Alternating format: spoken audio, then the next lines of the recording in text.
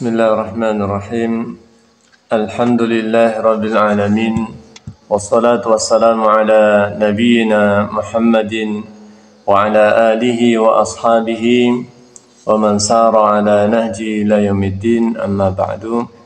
Alhamdulillah, Allah Subhanahu wa taala masih memberikan nikmat sehat, nikmat sempat, sehingga kita bisa melanjutkan pelajaran kita dari kitab belajar bahasa Arab, bahasa keseharian insan beriman yang kami susun untuk belajar, terutama bagi pemula untuk mempelajari tata bahasa Arab. Kita sampai pada masih pembelajaran di pendahuluan, halaman 2, cara mempelajari bahasa Arab. Cara mempelajari bahasa Arab. Banyak cara dan metode yang disampaikan di dalam pengajaran bahasa Arab. Namun ini tips, trik yang kita sampaikan untuk bisa digunakan secara umum, baik itu yang fokus di pembelajaran muhadatsah, percakapan, ataupun yang fokus pada tata bahasanya seperti kitab Al-Ajurumiyah atau yang lainnya, dan metode-metode yang lain.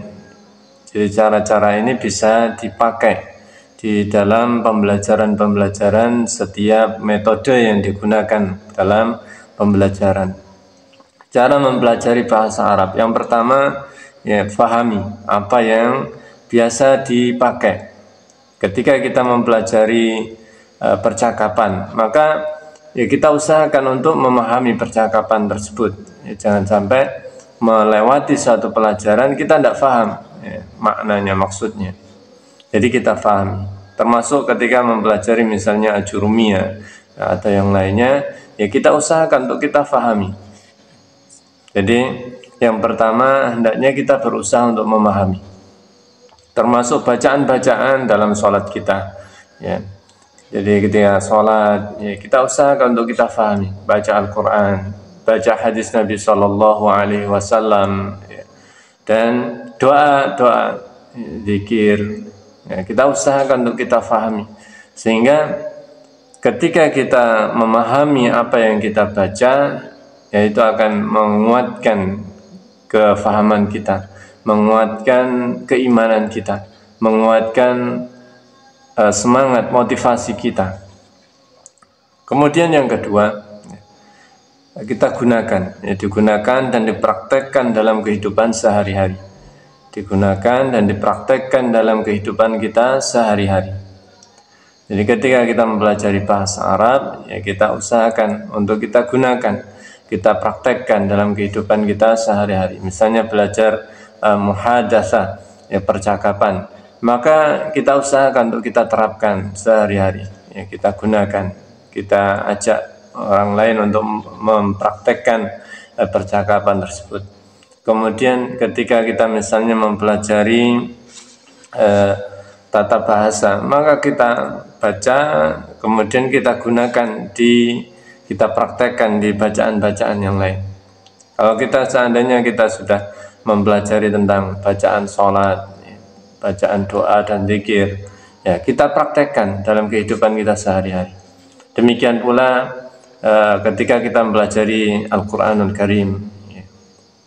Jadi kita sambil baca, kemudian kita fahami dan kita praktekkan dalam kehidupan kita sehari-hari. Kita gunakan, sehingga pelajaran kita ini akan terasa, akan lebih kuat, dan murojaahnya terus hari-hari kita murojaah, kita praktekkan, kita gunakan.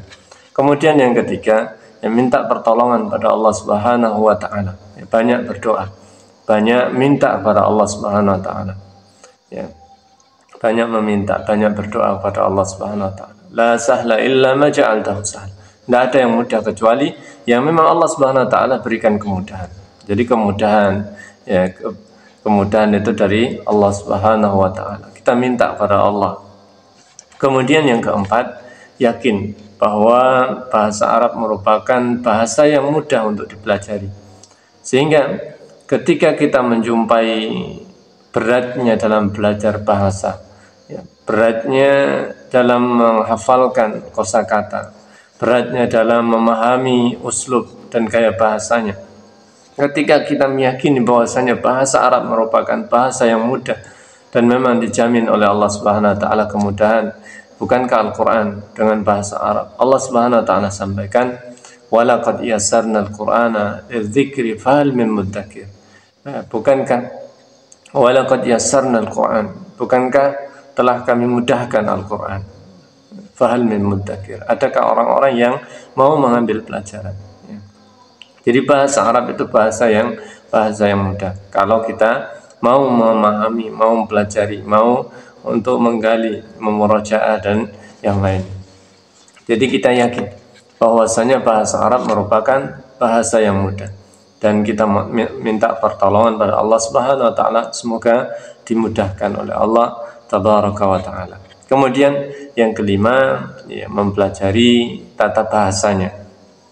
Karena sudah banyak kosakata yang sudah kita pahami, yang sudah kita pakai dalam kehidupan kita sehari-hari. Namun ketika tata bahasa Arabnya, baik nahwu, sharafnya, kita tidak paham, maka ya sama saja, akan bingung ketika dihadapkan pada kata-kata yang sebenarnya kata-kata itu sudah kita pahami, yang sudah kita ketahui, semuanya sudah kita ketahui. Misalnya Muhammadun fil masjidi, Muhammad fil masjidi. Ketika kita tidak paham tata bahasanya, maka juga akan salah dalam memahami. Shalla Muhammadun fil masjidi. Maka ketika kita tidak paham, bisa jadi akan keluar dari kefahaman yang sebenarnya. Kemudian yang keenam, senantiasa semangat dalam menghafalkan dan memurajaah. Apapun metode yang kita gunakan, yang kita pakai, maka harus ada semangat untuk menghafal dan memurajaah. Semangat menghafal, semangat untuk menghafalnya, memurajaah, mengulang-ulang. Maka dengan cara seperti ini, lambat laun, mungkin awal kita akan terasa berat, kemudian seterusnya akan nantinya akan terasa lebih ringan, dan pada masanya akan terasa mudah, bahkan kita akan senang, kita akan semangat dalam mempelajarinya. Jadi senantiasa semangat. Yang keenam, senantiasa semangat dalam menghafal dan memurajaah, baik itu ketika hiwar, semangat untuk menghafalnya, semangat untuk memurajaahnya. Demikian pula bacaan, kita semangat untuk menghafalnya, memurajaahnya. Termasuk ketika kita baca Al-Quran, doa dan zikir, doa-doa dalam sholat, kita usahakan untuk kita hafalkan, kemudian kita terus murajaah.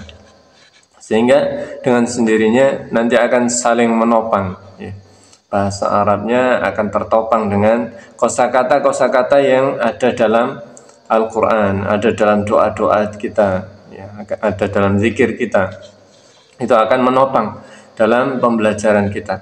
Karena secara otomatis kosakata-kosakata akan semakin banyak. Dan dalam Islam ini hampir-hampir tidak terlepas dari yang namanya ayat-ayat Al-Quran dan hadis Nabi Shallallahu Alaihi Wasallam. Dalam mempelajari bahasa Arab, maka di sana akan disuguhkan, akan kita jumpai dalil-dalil, akan kita jumpai ayat-ayat Al-Quran dan hadis-hadis Nabi Shallallahu Alaihi Wasallam.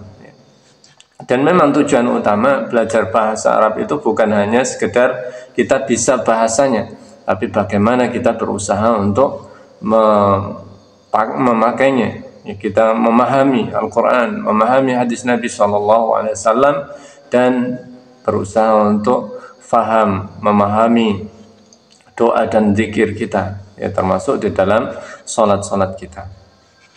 Kemudian yang ketujuh, bersahabat dengan orang-orang yang semangat mempelajari bahasa Arab. ya kita perbanyak, ya kita bersahabat, kita bergaul dengan orang-orang yang punya kesemangatan dalam mempelajari bahasa Arab. Karena seorang sahabat itu ad-din almaru ala dini khalil. Seseorang itu tergantung dari agama teman dekatnya.